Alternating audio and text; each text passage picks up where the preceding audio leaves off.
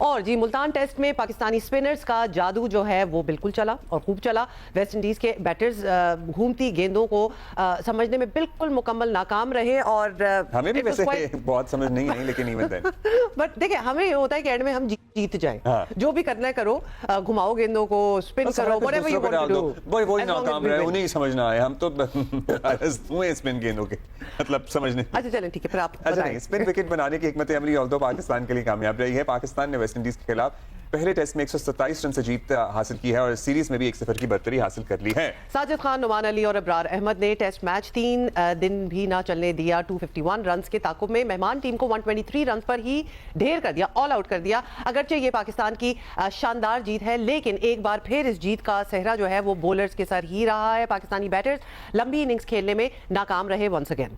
खासतौर पर साफ नजर आया कि पाकिस्तानी बैटर्स को भी मेहमान टीम के स्पिनर्स का सामना करने में शदीद मुश्किलात पेश आई। तो it was the day for the spinners from both sides basically. कप्तान शान मसूद इस पर ज्यादा परेशान नहीं है। खामियां हार्ट में होती हैं, कोई भी चीज़ परफेक्ट नहीं होती। सबसे मुश्किल अगर कोई शोबा था इस विकेट पे वो बैटिंग थी और मे बी फास्ट बॉलिंग जो इतनी कंड्यूसिव उसके लिए कंडीशंस नहीं थी। तो हमने बहुत सारी अच्छी चीज़ें भी की हैं जो हमें अप्रिशिएट करनी चाहिए। सऊद और रिजवान की जो पार्टनरशिप थी फर्स्ट इनिंग्स में 141 रन्स की, टीमों ने 141 रन्स नहीं किए। जी जो गलती है वो ये है कि जब इतनी बड़ी पार्टनरशिप होती है तो उसके अराउंड छोटी छोटी और पार्टनरशिप्स, क्योंकि परफॉर्मेंस सिर्फ 100 रन्स नहीं है, परफॉर्मेंस 150 रन्स नहीं है। कभी कभार परफॉर्मेंस कुछ कंडीशन में 20 रन्स, 15 रन्स, 10 रन्स एक्स्ट्रा, ये चीज़ें मैटर करती हैं और जो हमारे कोलैप्सेस हुए जैसे आज सेकंड इनिंग्स में वो ज़रूर करती है। चलिए शान मसूद जो कह रहे हैं वो कह रहे हैं, लेकिन बात तो ऑब्वियसली परेशानी की है और अभी तो बैटर्स को होम ग्राउंड का फायदा मिला है, तो लिहाजा हम इधर हैं। लेकिन हर जगह का एब्सोल्युटली बिल्कुल इस किस्म की कंडीशंस नहीं होती। जीत के बावजूद पाकिस्तान को बैटिंग लाइन की खामियों को हर सूरत दूर करना होगा। मतलब जीत गए हैं और बड़ी अच्छी बात है और इट्स अ गुड पोजीशन कि आप जीत भी गए हैं, लेकिन अब देखें कि what could have been done better. और खास तौर पर चैंपियंस ट्रॉफी सर पर है, जहां दुनिया का टॉप बॉलिंग अटैक होगा हमारे सामने, हमारे सर पर। वेस्ट इंडीज और इंग्लैंड वाले ही नहीं होंगे, सिर्फ श्रीलंका भी होगा, बांग्लादेश भी होगा, इंडिया भी होगा। उसके बाद ना इंडिया तो हमारी कंडीशंस में भी नहीं होगा। अफगानिस्तान भी आलमी शोहरत याफ्ता स्पिनर्स रखता है। सो साफ नजर आ रहा है कि पाकिस्तानी बैटिंग लाइनअप अभी प्रॉब्ली इस पोजीशन में नहीं तो है। यही तो सारी बात है, जस्ट द फैक्ट दैट हमारा होम ग्राउंड होगा और उसका एडवांटेज होगा, लेकिन let's not sit on it, क्योंकि अभी जो अटैक आ रहा है ऑब्वियसली वो भी तो जीतने ही आ रहे हैं। तो आप we have to be better than this, you know, with against one of the most strongest teams of the world, India, हमारा होम ग्राउंड नहीं होगा।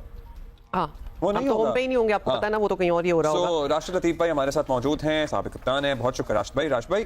ठीक है, हम जीत गए, जीत होती है, उस पर हम मुबारकबाद देंगे पीसीबी को भी, पाकिस्तान क्रिकेट टीम को भी, शान को भी। लेकिन what is your take from this victory? जिस तरह प्रेस कॉन्फ्रेंस अभी आपने दिखाई उसमें ऐसा लग रहा है कि हमने मिस कर दिया, WTC के फाइनल खेलने से मिस कर दिया। इतना कॉन्फिडेंस होना चाहिए, कप्तान को होना चाहिए। जीत तो होनी चाहिए, जब आप होम खेल रहे हो तो हार बर्दाश्त नहीं होती, इसलिए जीतना जरूरी है। जैसे भी जितने हमने टर्निंग ट्रैक्स बनाए हैं और उसके ऊपर जीत रहे हैं। 3 मैचेस हो गए जिसमें नोमान और साजिद नुमाया रहे। बैटिंग कंसर्न रहा है हमारा, और इस WTC के भी पूरे हम अगर प्रोफाइल देखते हैं, सारे बैटर्स की देखते हैं, तो वो वेस्ट इंडीज के खिलाफ अगर हम देखें तो बहुत अच्छी बैटिंग नहीं की, स्पिनर पे स्पेशली। स्पिनर पे आपको महारत हासिल होनी चाहिए। ठीक है, हमारी अपनी पिचेज हैं। तो शकील नुमाया रहे हमारी तरफ से, शान मसूद भी एवरेज रही उनकी, रिजवान और सलमान अली आगा अच्छे रहे। सबसे ज्यादा कंसर्न जो रहा है हमारा थ्रू आउट द ईयर, वो बाबर आजम कर रहा है। पूरे 11 मैचेस में उन्होंने 507 रन बनाए, 24 की एवरेज से। इनकी जगह कामरान गुलाम को लेके आया गया था, पहले मैच में 100 किया उन्होंने, फिर 50 किए, लेकिन कामरान गुलाम भी 30 की एवरेज पे अभी खड़े हुए हैं। तो आपके 2 मेन बैट्समैन जो नंबर 4, नंबर 3, नंबर 4 पे खेल रहे हैं, वो बहुत अच्छा परफॉर्म नहीं कर रहे। अगले मैचेस में या एक ही टेस्ट मैच रह गया, उसके बाद तो 10 माह के बाद टेस्ट मैचेस हैं। तो साथ साथ ये है कि हम तो बाहर हो चुके हैं, हम 8वें 9वें नंबर की टीम इस वक्त हैं। वेस्ट इंडीज 8वें या 7वें, इस तरह से हम लोग खेल रहे हैं। अगला मैच भी हमें जीतना चाहिए। लेकिन मोस्ट कंसर्न जो है, अभी आगे जाके हमें चैंपियन ट्रॉफी की टीम को अनाउंस कर देनी चाहिए। वो भी हमें एक प्रॉब्लम हुई है कि वो टीम अनाउंस नहीं की अभी तक। क्या वजह है, आपको क्या लगता है, हम किस बात का इंतजार कर रहे हैं?